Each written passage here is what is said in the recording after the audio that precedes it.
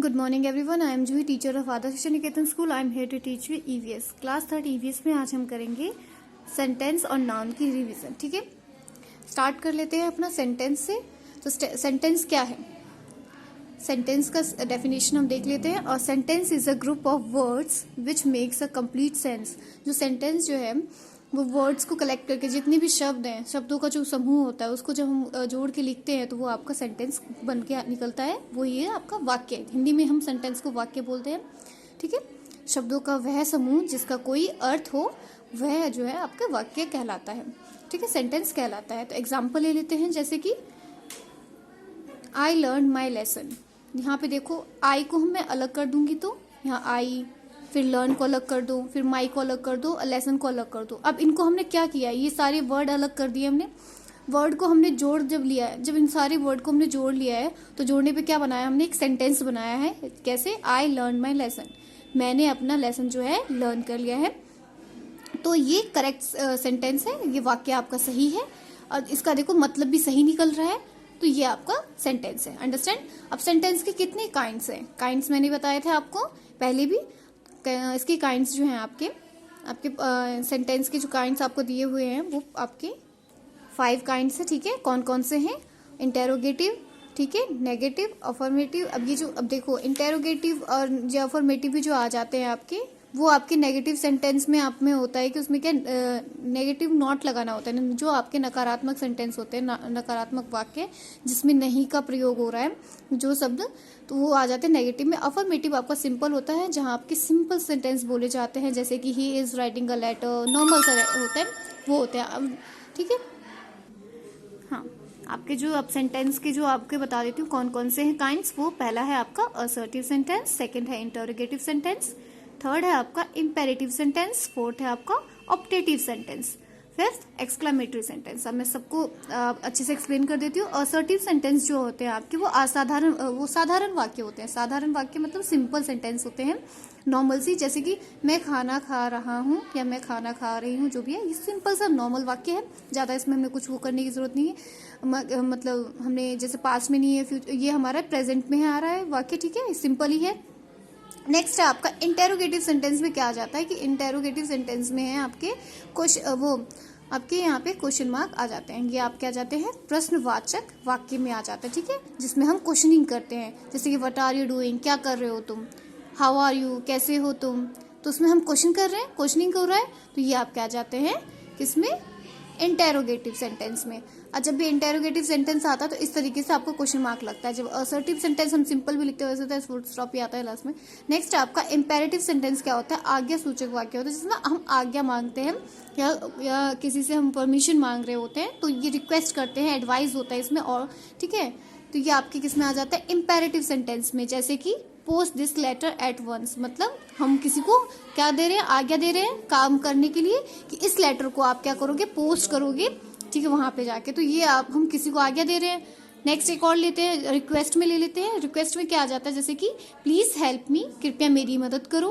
तो ये आपका रिक्वेस्ट में आ गया. तो आपके किस में आ गया, ये इंपेरेटिव सेंटेंस में हम ऑर्डर जहाँ दे रहे हैं, जहाँ एडवाइस हो रहा है, जहाँ एडवाइस मतलब होता है परामर्श.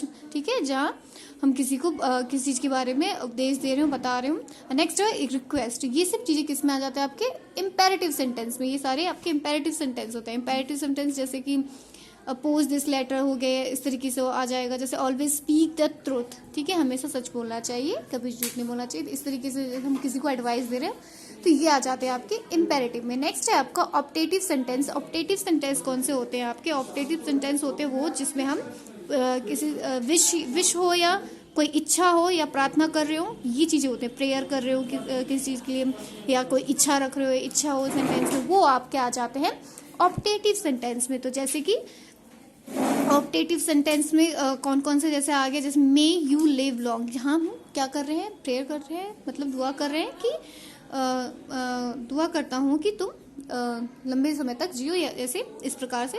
तो ये आपके किस में आते हैं, प्रार्थना कर रहे हैं, तो ये आपके आ जाते हैं उसमें ऑप्टेटिव सेंटेंस में. एक और ले लेते हैं हम, जैसे इच्छा कर रहे हो, तो जैसे वुड दैट आई वर अ फेरी, मतलब वो इच्छा. इस प्रकार से आपका जो है ये ऑप्टेटिव सेंटेंस है.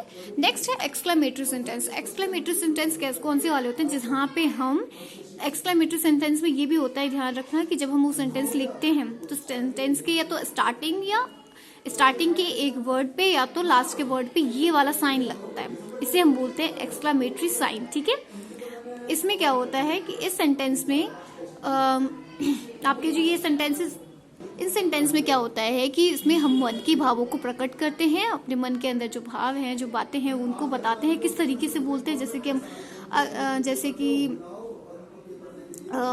मान के चलो कि हम, जैसे कि इसमें देखो एक सेंटेंस है आपका 8 नंबर पे कि यहाँ पे देख सकते हो अलास साइन एक्सक्लेमेटरी का, आई एम रून, मतलब कि हाय मैं रुट गया, इस तरीके से आया ये। तो जैसे है ना हाय अलास, तो ये हाय के जो वर्ड है इसके आगे ये साइन लग जाता है, ये आपके आ जाते हैं एक्सक्लेमेटरी में।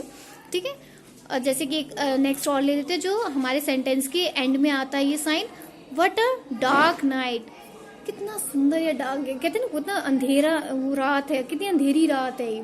ठीक है, बोल रहे हैं तो ये लास्ट में जो आपका ये साइन लगेगा कि हम अपने मन के अंदर के भाव बता रहे हैं। मतलब अब डार्क नाइट हम किसी से कह भी नहीं रहे, जैसे मन ऐसे बैठे बैठे हम देख रहे हैं आसमान में रात के समय, ऐसे भी होता है ना, कहते अंदर अंदर बोल रहे हैं, कितने मतलब कैसा अच्छा लग रहा है कि आसमान में इतने सारे तारे हैं, इस तरीके से हम बोलते हैं ना, ये शब्द ये सब आ जाते हैं आपके मन के अभावों को आप आराम से निकालते हो। ये चाहे आप दुख में हो या खुशी में हो या कोई इमेजिन वर्ड हो या कुछ ऐसे शब्द हो, तो ये चीजें जो आपके सेंटेंस में आ जाते हैं, तो ये आपका जो होता है एक्सक्लेमेटरी। और उसके साइन आपको पता है किस तरीके से आप, इस तरीके से आपके जो साइन है वो एंड में लगेंगे। वैसे आपके एक्सक्लेमेटरी साइन जो है आपके, उसमें भी आपके जो ऑप्टेटिव सेंटेंस है, कुछ जैसे प्रेयर वाले हो गए, विश करने वाले हो गए, उसमें भी आपके ये साइन लगते हैं। इसका मतलब ये नहीं कि वो सेंटेंस को पहले आप अच्छे से देखेंगे। देखो जैसे कि आपके इसमें भी आते हैं ऑप्टेटिव वाले में, जैसे मैंने बताया था वुड दैट आई वर अ फेरी, इसमें वो इच्छा कर रही है, मतलब बता रही है कि क्या मैं फेरी की तरह दिखूं या लगूं। तो इस तरीके से वो उसके मन की वो जो इच्छा है, वो ऐसे भाव नहीं प्रकट हो रहे हैं, कुछ ऐसे प्रकार के कुछ नहीं इसमें हो रहा है। ठीक है, जहाँ पे प्रार्थना है, इच्छा की ऐसे सेंटेंस निकल के आ रहे हो, तो वो आपके आ जाते हैं ऑप्टेटिव में, एक्सक्लेमेटरी में नहीं आते हैं। अंडरस्टैंड। वैसे भी आपको असर्टिव, इंटरोगेटिव जो जितने भी ये हैं आपके काइंड्स, आपको वैसे भी एक्सप्लेन नहीं करना है, सिर्फ आपको अगर हो सकता है इसके ऊपर क्वेश्चन बन के आ सकता है कि जो सेंटेंस के कितने आपके काइंड्स हैं और उसके नाम लिखे। बस नॉर्मली आपको एक्सप्लेन तो करना ही नहीं है, सिर्फ इसके नाम ही लिखने के लिए आ सकते हैं अगर क्वेश्चन अगर आए तो। इससे रिलेटेड एक्सरसाइज भी मैंने आपको दिए हुए हैं, आपको वही एक्सरसाइज करने हैं।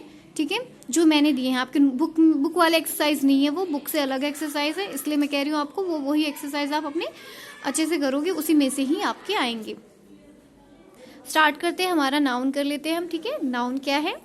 नाउन को हम हिंदी में बोलते हैं संज्ञा। ठीक है, संज्ञा किसे कहते हैं? नाउन किसे बोलते हैं? A noun is the name of a person, animal, place और थिंग। ठीक है, किसी व्यक्ति, पशु, स्थान या वस्तु के नाम को हम क्या बोलते हैं? संज्ञा बोलते हैं। ठीक है, नेक्स्ट है आपके नाउन, मतलब नाउन की कितने काइंड्स हैं? नाउन के जो है 5 प्रकार के नाउन हैं आपके। कौन कौन से? First proper noun, second common noun, third collective noun, fourth material noun, fifth abstract noun.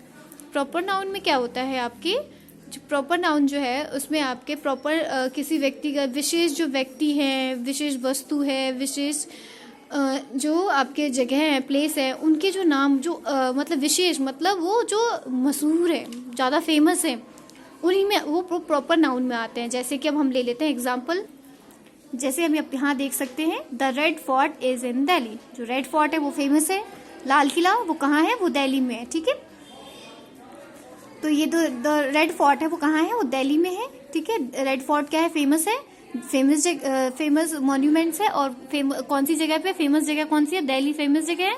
तो ये आपकी किसमें आगे? प्रॉपर नाउन है। नेक्स्ट हम ले लेते हैं आपके वस्तु पे ही ले लेते हैं, जैसे कि बुक से देखिए, यहाँ पे देखो the Ramayana is a Holi book. जो रामायणा है, रामायणा की जो ग्रंथ है, जो बुक है, किताब है, वो अब वो होली बुक है, वो ग्रंथ, वो उसमें ये आपके जो रिलीजियस बुक है, तो ये आपका फेमस बुक है, तो इसलिए किसमें आ गया? ये प्रॉपर नाउन में आ गया। नेक्स्ट है Ashoka was a famous king. Ashoka है किसी व्यक्ति का नाम है। अब तो ये सोच रही तो व्यक्ति का नाम, पर ये किसी फेमस व्यक्ति का नाम है, इसलिए ये इसमें आया है, मतलब प्रॉपर नाउन में, इसलिए हमने इसको एग्जाम्पल में दिया है। तो ये अशोका जो है वो बहुत ही फेमस, मशहूर राजा थे। नेक्स्ट आपका कॉमन नाउन। कॉमन नाउन क्या क्या है आपके? कॉमन नाउन मतलब है कि कॉमन नाउन नॉर्मली जो कॉमन आपके कॉमन वस्तु या पशु वस्तु स्थान जो भी है जिसमें आप ये कॉमन ही मतलब जो होते हैं ज़्यादा जाति प्रकार के जितने भी प्रत्येक जो है नाम कॉमन है होते हैं ज़्यादा। जैसे होता है कि जैसे मैंने बोला था कि फेमस व्यक्ति नहीं, इसमें कोई फेमस का नाम नहीं होता है, कोई फेमस व्यक्ति हो वस्तु हो, इसमें कॉमन पीपल हैं जो भी हैं उनके ही नाम होते हैं। जैसे पर्सन्स में आपके man women boy girl teachers वगैरह जो आ जाते हैं। एनिमल्स में कोई भी आ जाते हैं, एनिमल जितने भी आपके एनिमल्स हैं।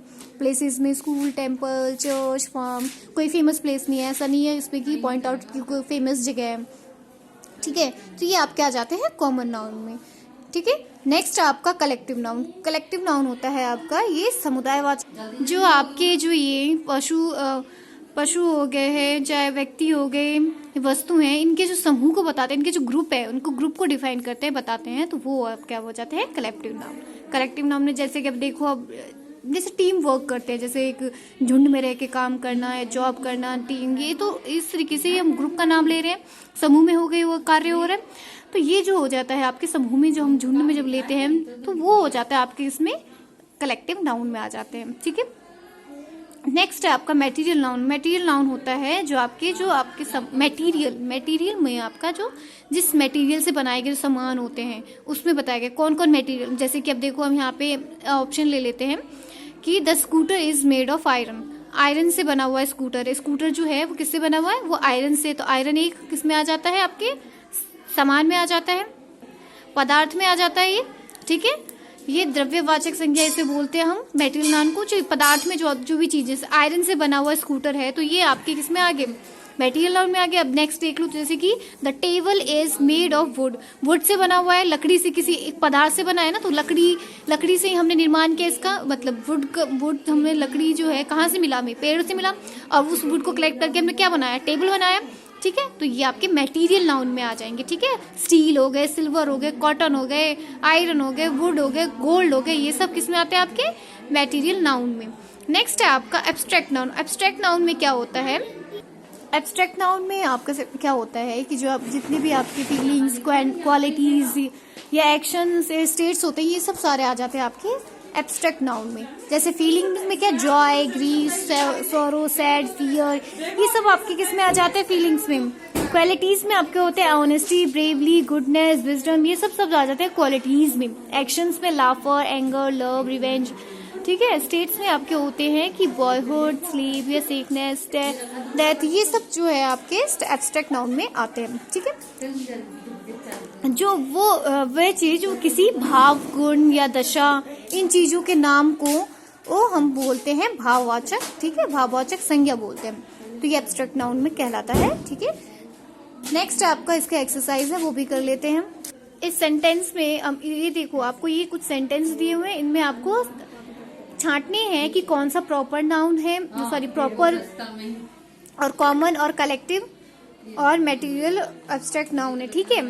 तो Panipat is small town in Haryana, तो ये आपकी किस में आ जाएंगे? ये प्रॉपर नाउन में आएंगे। क्यों? क्योंकि पानीपत फेमस जगह है और कहाँ है वो? हरियाणा में है, तो ये प्रॉपर नाउन में आ गया।